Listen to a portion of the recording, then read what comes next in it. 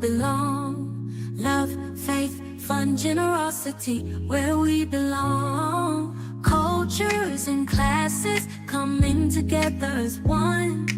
Multi-generational love shines like the sun. United in purpose, we stand tall. True Life Fellowship, where hearts are free, embracing diversity for all to see. In this place of love, we find unity. True Life Fellowship, a community. Different faces, different voices, one family, gathered in joy and harmony for all to see.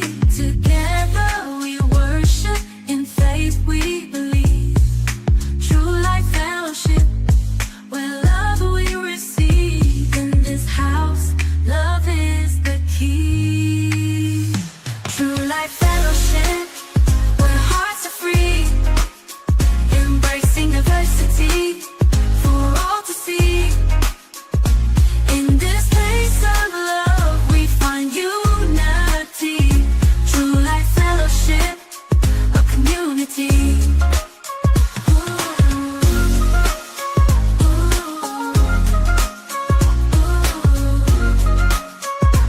In this house, love is the key. True Life Fellowship, where hearts are free, embracing diversity for all to see.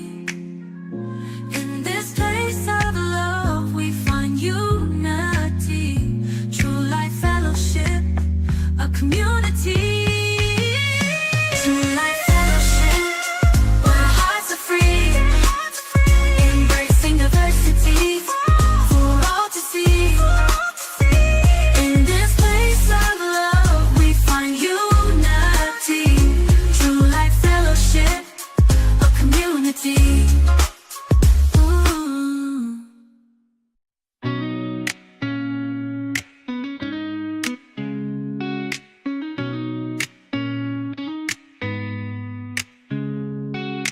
True Life Fellowship, a place to be. We come together to find our destiny. In the arms of faith, we'll never be alone. Guided by love, we call this place home. Where generosity shines bright, then the joy we feel ignites. We are seekers of the truth, living a life of proof. True life, true love, true faith. In this fellowship we celebrate. Our hearts are full, our spirits rise, with Jesus Christ by our side. We gather here to serve and learn, to live our lives with hearts that burn, to lead others to the light, and spread God's love both day and night. We are a community strong, bound together where we belong. Together we stand, united in grace. True life, true love, true faith. In this fellowship we celebrate. Our hearts are full, our spirits rise, with Jesus Christ by our side.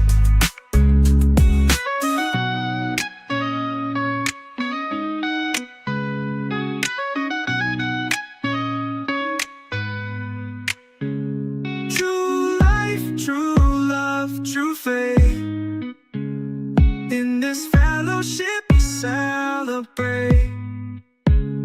Our hearts are full, our spirits rise, with Jesus Christ by our side.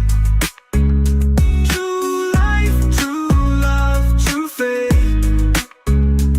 In this fellowship we celebrate. Our hearts are full, our spirits rise, with Jesus Christ by our side.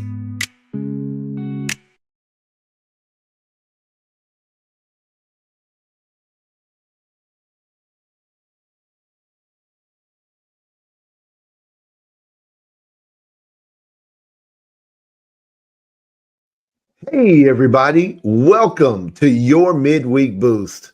My name's DaVon Alexander, and I pastor TrueLife Fellowship Church in Matthews, North Carolina. Welcome, everybody on Facebook. Welcome, everybody on YouTube. Let me know in the comments who is with us tonight.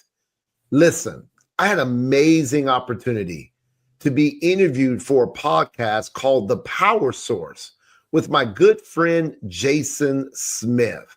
I want you to check out this podcast, subscribe to it, but I want you to watch this interview. I believe it'll be a blessing to you and your family. I love you. Don't forget, this upcoming Sunday is daylight savings time, so set your clock back an hour. Get an extra hour of sleep. But without further ado, I want you to join me and watch this podcast, The Power Source with Jason Smith. Enjoy. Welcome back to the Power Source Podcast. Today's episode is all about something that I think we all wrestle with, trust. Specifically, who do you really trust to be your source? We say things like, I'm self-made, or I've got to grind if I want to make it. But the truth is, everything we have, every opportunity, every open door, every dollar that hits your account and my account comes from one source, and that's our Father God. So my guest today is pastor and author DaVon Alexander from TrueLife Fellowship Church in Matthews, North Carolina. He's a good friend of mine, and he's lived this out both in ministry and in business. His story is proof that when you stay connected to God, you never, ever run out of power or provision. DaVon, my friend, welcome to Power Source. Thank you, Jason. It's so good to be on with you. Thank you for the invitation. Hey, man, it's really great to have you. Listen, I tell people all the time that when I started this podcast, one of the things that I wanted to do is I wanted to talk to people that the viewers at home may know, but I also wanted to talk to people that I know that I think they should know. And my brother, you definitely fit that bill. You know, I was thinking about this morning. You're one of those calls that a lot of times when I'm driving to work and I'm in my truck, I'll get on the phone with you and we'll chat for 15, 20 minutes just to kind of kick off the day. And today we get to do it through cameras, which is kind of cool. Yes, that's awesome. I enjoy chatting with you too, man, on those morning calls. So I love you, brother. Well, listen, success isn't just about hustle. It's about staying connected to the one that makes it all possible. Over the years, you have done a lot of hustling. You've done that in business. You've done that in your church. You're an author. I mean, I've got just some of your books here. Your first book was The True Life Experience: How to Pursue God's Plan and Purpose for Your Life. Great book. You sent me another one here. This is why I tithe, which was another book that you wrote. But you have a new book now, The Hope Switch. Yes. Tell me a little bit about that book. Well, I feel like, because I've been a part of this, where maybe I feel forgotten. Maybe you feel forgotten, insignificant, invisible, like you're in a crowded room, but nobody sees you.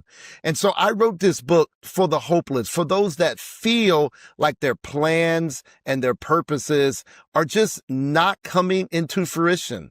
And so this book will encourage you, will strengthen you. I tell a lot of testimonies about how I felt hopeless, forgotten, and this book will give you the strength to continue, because I believe that your best is yet to come. And so we got to flip that hope switch back on and continue to believe God. Come on, man. That's great. One of the things that I love about you is the fact that, you're a successful pastor. You've got a great church. You and your wife and your family, you guys are doing a great work there in North Carolina. Thank you. But before that, you were someone that was out there in the marketplace. You were really seeing a lot of success. God was really blessing you in business. And, I think a lot of Christians that are out there that aren't maybe called to ministry, but they are called to their marketplace, wherever that is, their job, their home, whatever that case is, they sometimes find themselves hopeless. To your point that you were mentioning about your book, they find themselves in a place where they don't understand why things aren't connecting the way that they thought they would. Mm-hmm. And I just like to talk to you a little bit about your story. Tell me how, because you were in ministry, then you kind of stepped out of ministry to get into the business world for a while. Tell me about that. Well, wow. I think the first word you said is important. It's the word calling. Mm. You are invited. You're called to be a part of whatever God has commissioned for you to accomplish, whether that be ministry or business. It is each a calling. And so I was in business. I got my start. I moved to Charlotte, North Carolina, and began to work at Panera. Now, you may not think that's a great business opportunity, but it was a start. And you got to start somewhere. Everything starts as a seed. Worked there for a few months and got hired on at a Fortune 500 company, Wachovia Bank. And this is a guy at the time, well, even now, I don't have a degree or anything in finance, but I got hired on at Wachovia. And then in 3 times in 2 years, I got promoted. Started out making $28,500, working 10 a.m. to 7 p.m., which I think is one of the worst shifts, by the way. I mean, you lose your morning and your afternoon and evening, but I got promoted, and the last job I had, making over $120,000 a year in a 3-year period at this bank. And so when you talk about calling, I believe I was called to be a part of this bank. And that's awesome. And you saw a lot of success while you were there. Obviously, I mean, it was real, you were just talking about how all of the promotions and all of the accolades that you received, but it was something that was a supernatural thing, wasn't it? Yeah, it really was. I mean, no one gets promoted that fast. Plus, what you're describing is I also was the #1 sales rep that in the last year I was there on the East Coast for the entire bank. I mean, you're talking about a guy, like I said, doesn't have a degree, didn't have any financial credentials where this is concerned, but the favor of God was upon me and still is upon me, and open doors that no man can shut. And all of that success comes back really to the Lord. I remember one particular time someone asked me, how have you gotten promoted so fast? No one gets promoted that fast. Who do you know? I said, I know the Lord. And they're like, no. You know somebody else in the upper echelons of this company. I said, I do not. I know the Lord, and the favor of God's upon me. And I'm going to say one quick nugget where that's concerned, Jason, is I believe that we need to be confessing every single day that today is my day for promotion. I would say that every single day. Today is my day for promotion. And if you continue to work hard and give your best and declare the favor of God upon your life, today is your day for promotion. God can get anything to you from anyone, anywhere, at any time. And so I believe just trusting in him being your source, he knows how to rearrange and change things in our life. So, one of the things that I want to get into, I mentioned it back when I was doing the intro, is that we live in a society where there's a real push for this hustle culture. You got to do this, you got to do this, you got to make it happen, you got to go. I mean, and while I understand that we do need to hustle at times, we do need to be diligent in our stewardship of our time, and we need to be hard workers. I believe all of that. But there's something in that hustle culture mindset that I think we need to be really careful about, DaVon, and that is, I think sometimes we fall into this trap of believing that it's all about what we do and that we're the source of our blessing. And that's something that I usually push back on, because look, man, God will let you kick open doors that he never intended for you to open. Right. He will. And then what happens is you find yourself outside of his provision because you're doing it in your own strength. And what happens when we do it in our own strength? We get burnt out. Yeah. We get tired. Yes. Will we see success? Sure. But it's not the level of success, and it's not with the same attitude that God wants for us. I have a youth pastor, friend of mine, actually the only youth pastor I ever had in my life. And he's still a friend at our church. And he shared his testimony years ago, and I never forgot it. He said, for every major decision in his life, this is how it worked. God would open a door. He would walk through that door. He would be faithful wherever God put him until God opened up another door. That's it. Mm-hmm. And I latched onto that, man. I love the thought of just taking all of the stress and all of the pressure and putting it on God because he Yes. can handle it a lot better than I can, right? Yes. And so in my life, that's what I've seen happen. When God opens a door and I feel like, man, that's what he wants me to do, whether that be business or work or ministry, it really doesn't matter. He opens the door. We just have to walk through and be faithful. And then when we do that, he blesses our faithfulness. Absolutely. A faithful man abounds with blessings. And I like to define faithfulness as continuing to do the last thing God told you to do to the best of your ability. If you'll just keep doing that and doing it because you are working as unto the Lord and not as unto man, God is going to orchestrate and he's going to open doors that no man can shut. He's going to give you opportunities that you didn't even think could come your way. And so it's about being faithful. You talked earlier too about you can, become successful in your own endeavors, man, but the blessing of the Lord, it maketh rich, it adds no sorrow. I mean, when you have the blessing of the Lord working, there's going to be no sorrow. You kick that door in by yourself, it's going to be a lot of sorrow. You're going to stab somebody in the back. You might lose your family. Right. You might lose your health. You might experience some form of worldly success, but it's going to come with sorrow. But if you'll be faithful and allow the blessing of the Lord to work in your life, there'll be no sorrow with it. And I want to remind you, God's not forgotten about you. Keep doing what he's telling you to do. The last thing he told you to do, just keep doing it to the best of your ability. And the word assures us that we're going to abound and that we are going to ascend and go to other levels in him. Yeah, man, that's so good. My dad years ago used to use a phrase, and it's not very politically correct, but I love it. He would say, God uses fat people. Okay. I was like, all right. Okay. But here's this. God uses faithful, yes, available, yes, and teachable people. Oh, I like that. When we're faithful, when we're available, and when we're teachable, God can use us. Now, yes. I'm going to have to come up with a new acronym to share that, right? Because I don't want to offend anybody. But it's true. But it always stuck with me. It worked because it stuck with me. I believe God honors our faithfulness. And the reality is, and this is what I want to get into next, while God promises that we'll be blessed, he doesn't promise that it's always going to be a rose garden. That's right. That's right. There are seasons when things kind of don't go the way we thought they should. Mm-hmm. And I know for me, and I'm sure for you, there have been times in my life where I was like, man, God, are you there? Are you hearing me? Is like, and it's easy to question, right? Right. So for you, when you've been in those seasons, maybe through business or even in the time now that you've been pastoring, what do you do? How do you handle that?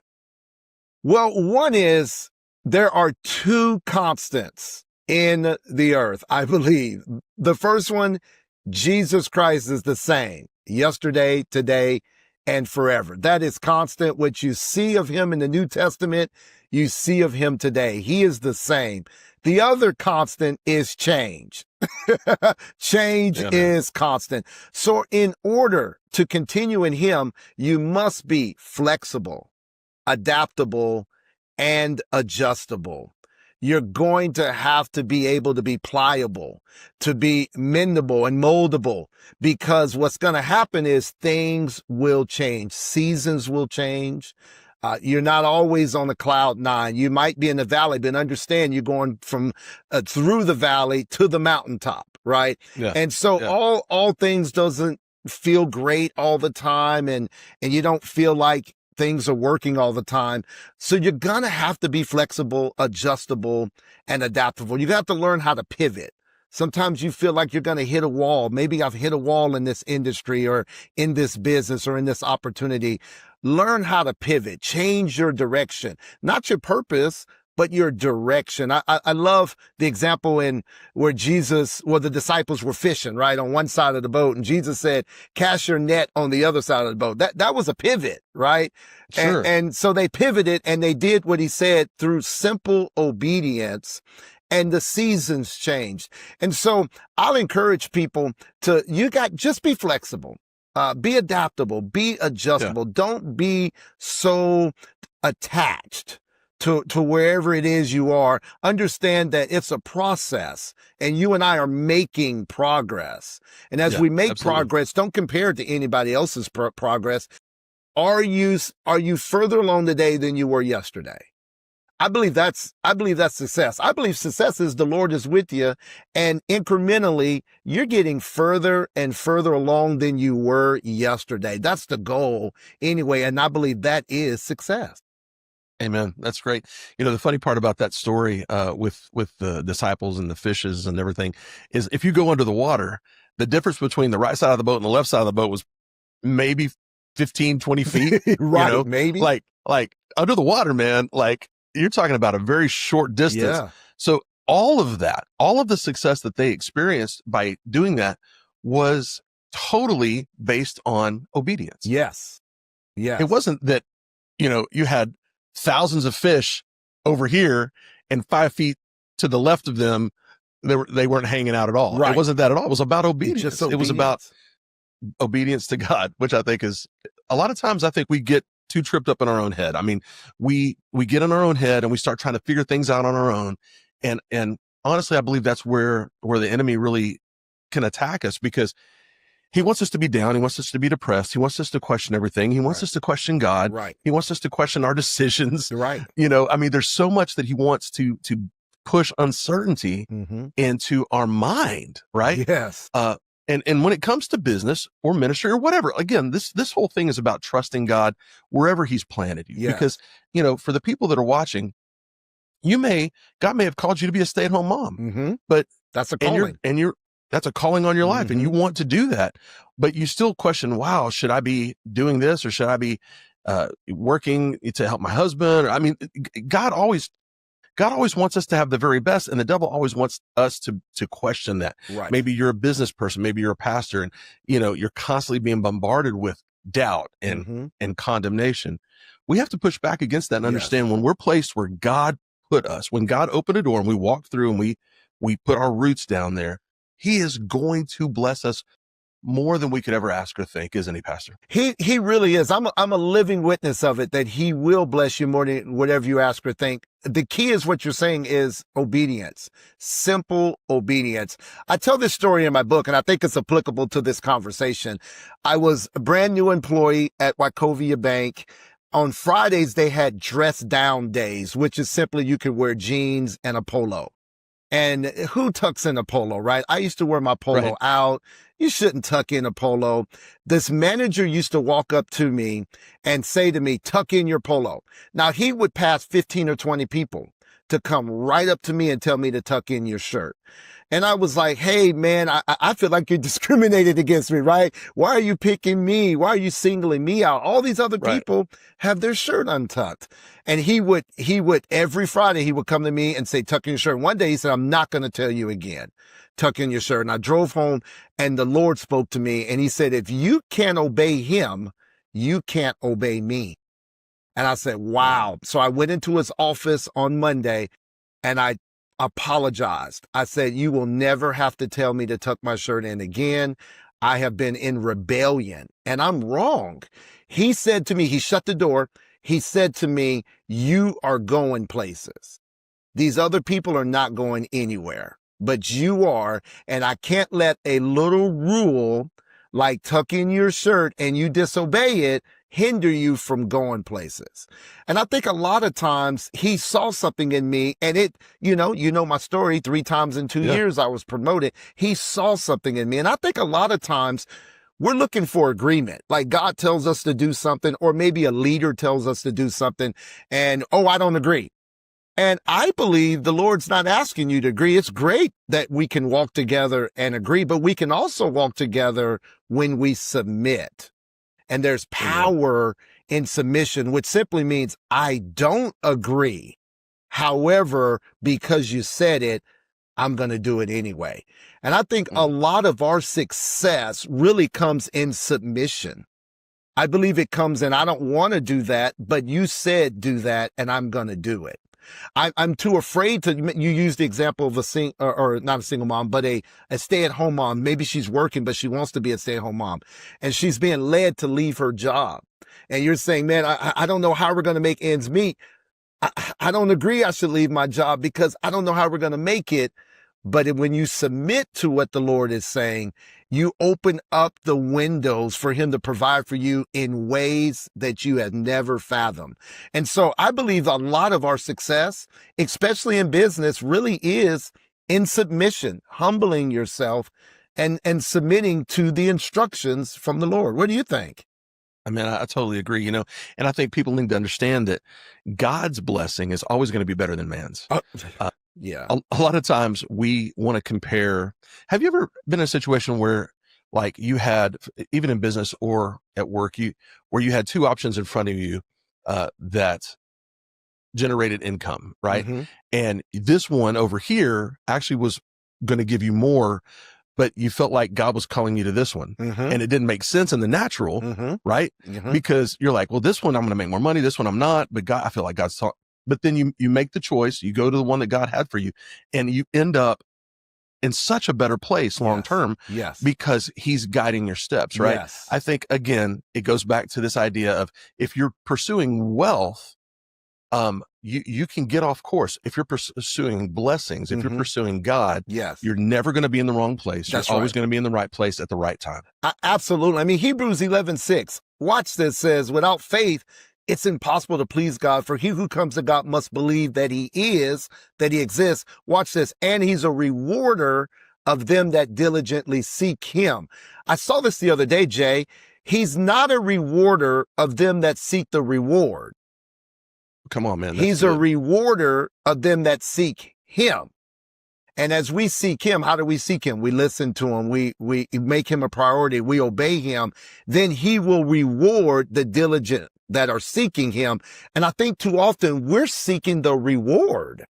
We're seeking the wealth. We're seeking the advancement. We're seeking the progress.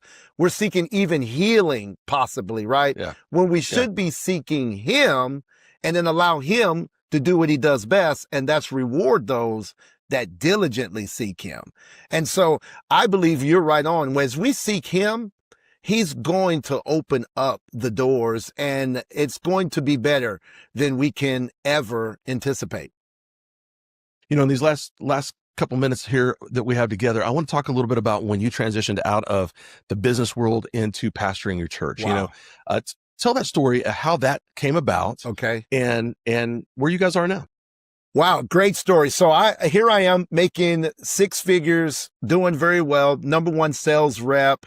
I enjoyed my job, enjoyed the people I work with, and my pastor came to me and said, "Hey, I have an opportunity for you to come on staff at our church. I believe that you'll be a major blessing." And it was going to be a significant decrease financially to do that. I talked to my wife about it, and the only thing she said was, "Can I still get my hair done if we make this decision?" I said, we'll make a way. We'll find a way. Hey, man, it's all about the priorities. We got to keep our priorities straight. We got to keep our priorities straight, and we got to keep our lady happy, right? We got to keep our lady happy. And so I said, man, we'll make a way. We'll make a way. Well, we ended up leaving. I resigned from that company. They could not believe I was leaving to go into the ministry. I mean, they just couldn't believe it. What ended up happening is when I transitioned to that church ended up closing down. And so what I had to do was, there was always a call in my life to start. I always knew in my heart that I was going to pastor. I didn't know it would be that soon. So we ended up just starting. I mean, we had nothing but a word from God. John 1:1 says, in the beginning was the Word, and the Word was with God, and the Word was God. We just had a word from God get started. We started with a handful of people, a word from God, no equipment, nothing at all. I didn't take a salary for months. And I need to say this, it's important. A lot of times when you're obeying God, make sure that you're handling your finances in the appropriate way so that when God does speak, you can listen. One of the reasons I was able to step away from a 6-figure paying job, I didn't have a lot of debt. The only thing we owed was just our home. Everything was paid for. So it was, it was hard, but it was a little easier, right? Because we had taken care of some things. And so in this situation, we start the church, not a lot of debt personally, praise the Lord. I wasn't getting paid, but we just kept going. We kept going, and God beginning to open the doors. I got phone calls from people all over the country saying, hey, I hear you starting a church. We want to partner. One guy said, man, I want to send you $1,000, every month. And I want it to go towards your house payment, and that, man, Wow. that what a blessing. I mean, that would have never happened unless we stepped out, right? And obeyed God. And we did. And finally, as we just kept going and we were excited that people were even coming back the next week. And we had a trailer, or before we had a trailer, we had people putting stuff in their cars. So maybe 10 cars had stuff, and we were hoping they would come back the next week to just bring the stuff back so we could have a good service, And so we eventually got a trailer, and eventually we moved from the high school into a building that we're renting. And now currently we're in the process of looking for a new, bigger location to worship the Lord in. And so God's been very faithful. It hasn't been easy, but it's been simple. And the simple part is just hearing and obeying. That's the simple part. And when you hear and obey, He will take care of you. He will always take care. Having been one of those guys that's started a church from scratch, I remember very vividly those days of trailers and setting up and tearing down and setting up and tearing down. Yes. But what's interesting about that is God always sends the right people that have a burden and a calling. We were talking about this the other day. They have a calling to do that. And I really believe that that's something that God puts in them, that there's a servant heartedness, and that becomes their ministry. And that's probably for another podcast down the road. But I think a lot of times what happens with Christians is we fall into this idea that ministry is only what happens behind the pulpit. Right. But the reality is ministry is meeting a need in love. Yeah, and that's it. Using your gifts and talents and abilities to honor the Lord. And so I remember those days, man. That was that wasn't easy, but it was very good. It was, and I have a lot of respect for ministries all over the country, even all over the world, that are setting up and tearing down. It is not easy at all, but it is necessary it's biblical. It really is. I mean, the tent, they had to pack that tent up and move it around pretty often, right? And so it is biblical, and I have a lot of respect for it. But God will, if you continue, God will promote you. I'm a living witness of that. He will promote you to a place where maybe you don't have to do that anymore. Come on, man. That's good. Listen, how can people find out more about True Life Fellowship Church, and how can people order your books? Awesome. Well, thank you once again, Jason, for having me on the opportunity. True Life Fellowship Church, TrueLifeFC.org is how you can find our church out. DaVon Alexander, my first and last name.com is how you can order my books. And you can follow me online, Facebook, Twitter at DaVon M. Alexander. DaVon M. Alexander, Instagram. You can follow me online, but check out TrueLifeFC.org, DaVonAlexander.com, and follow me online. I would appreciate it. My friend, it's always great talking to you. Thank you for joining us this week on Power Source. Thank you.